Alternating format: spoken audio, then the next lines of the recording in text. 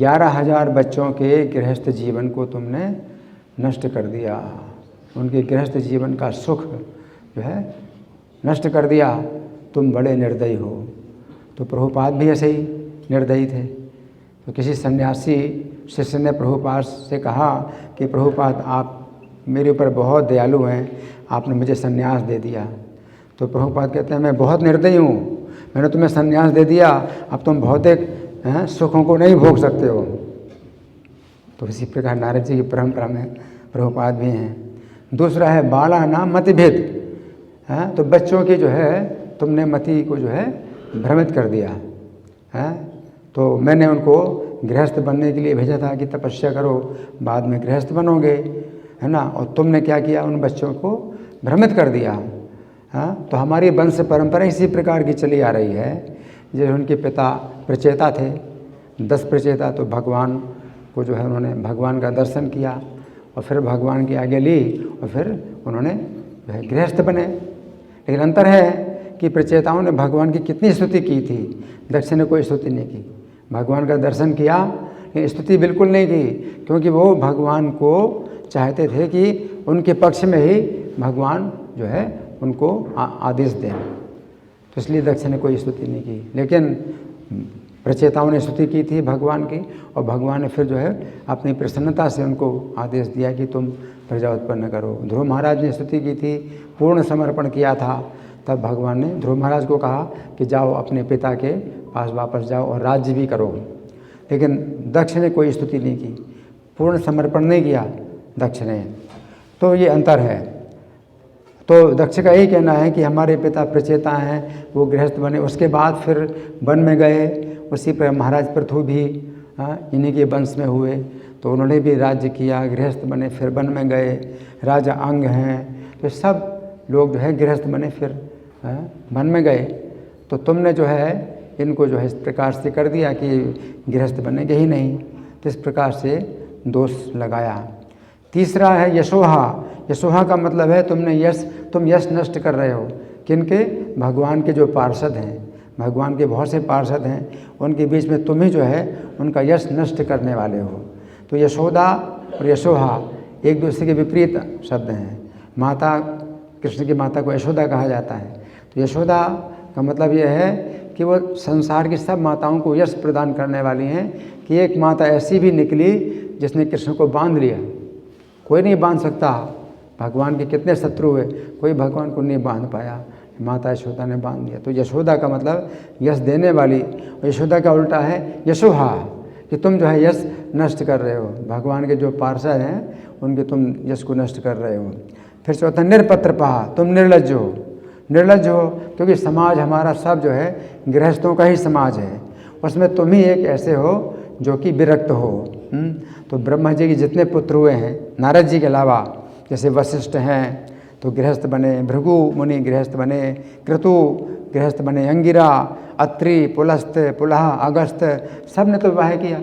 तुम नहीं एकमात्र ऐसे हो जो तुमने विवाह नहीं किया और दूसरों को भी क्या करते हो, विरक्त बनाते हो। तुम निरपत्रप हो, निर्लज्ज हो, है ना।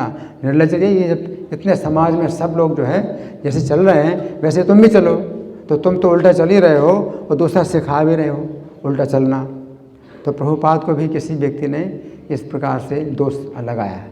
तो प्रभुपाद से उसने जो है उसी तरह से निंदा करते हुए प्रभुपाद के सामने बोला कि आप जितने श्लोक हैं, गीता के श्लोक हैं, भागवत के श्लोक हैं, सब कृष्ण के पक्ष में ही आप व्याख्या करते हैं, हाँ, भक्ति के पक्ष में व्याख्या करते हैं।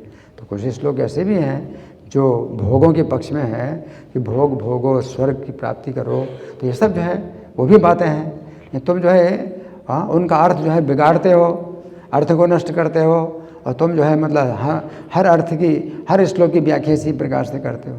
तो प्रभुपाद भी चुप रहे, जैसे नारद जी बिल्कुल चुप हैं। तो दक्ष इतना बोल रहा है, नारद जी बिल्कुल चुप, तो प्रभुपाद भी बिल्कुल चुप रहे, और वो प्रभुपाद को डांट करके चला गया।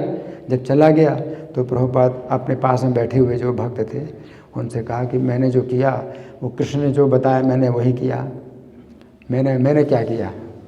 तो प्रभुपाद कहते भी कि प्रभुपाद ने कि कृष्ण ने मुझे स्वयं डिक्टेट किया है, पर्सनली डिक्टेटेड, हाँ, ये तात्पर्य जो मैंने दिए हैं कृष्ण ने पर्सनली डिक्टेट किया है मुझे।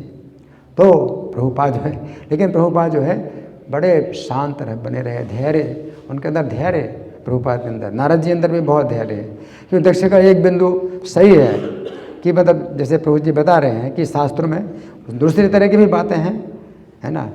तो मतलब भोगों के संबंध में भी जो है बताया जाता है कि भाई भोगना चाहे तो भोग। और नारद जी के अंदर ऐसी बात नहीं, उदारता है।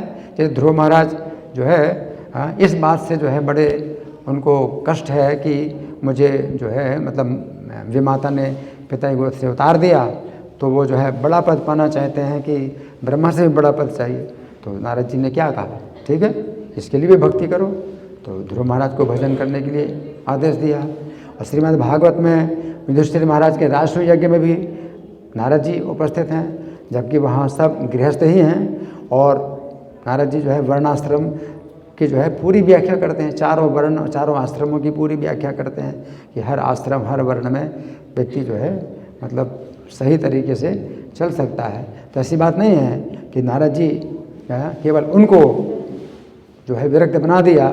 तो दक्ष के जो पुत्र हैं 11,000 पुत्र हैं, उनकी वास्तव में मति शुद्ध हो गई थी, उनके अंदर भौतिक कामना नहीं रही। लेकिन दक्ष का एक प्रेशर था कि तुम्हें गृहस्थ बनना है, उस कारण से वो विचार कर रहे थे कि उनको गृहस्थ बनना है। तो जब नारद जी ने उनको आदेश दिया और उनके हृदय में जो बात थी वो अंदर से जो हृदय के अंदर थी वही नारद जी ने बोला, और वो जो है मतलब पूरी तरह से विरक्त हो गए। तो नारद जी ऐसे नहीं हैं कि कोई व्यक्ति जो है अगर भोगों में अगर आसक्त है तो नारद जी उसको जो है बलपूर्वक विरक्त बनाते हैं। नहीं, नारद जी का कोई बल प्रयोग नहीं है। नारद जी जो है हृदय के अंदर जानते हैं। और दक्ष के जो 11,000 पुत्र हैं वो जो है बिल्कुल शुद्ध हृदय के हो गए थे। अब दक्ष जो है आगे चल कर के कन्याओं को उत्पन्न करेंगे। तो नारद दक्ष चाहते थे हमारे पुत्र विवाह करें, तो कन्याएं कौन देगा। लेकिन दक्ष जो है इतने अच्छे प्रजापति हैं, कन्याएं भी जो है बहुत अच्छी उत्पन्न की। तो बहुत से लोग जो विवाह करना चाहते हैं उनको कन्याएं प्रदान करेंगे, आगे चल कर के 60 कन्या उत्पन्न करेंगे। और दक्ष की कन्याएं भी बहुत शुद्ध जो है वो मना स्थिति की होंगी, और उन कन्याओं से फिर संसार की सृष्टि जो है बहुत फैलेगी। तो नारद जी जो कर रहे हैं वो भगवान की जो है इच्छा के अनुसार सब कार्य कर रहे हैं, सही दिशा में कार्य कर रहे हैं। दक्ष न समझ पाए तो नारद जी जो है उनको जो है कुछ बोलते नहीं हैं, सहन कर लेते हैं। तो ये जो है वैष्णवों का जो है ऐसा गुण है। हरे कृष्ण।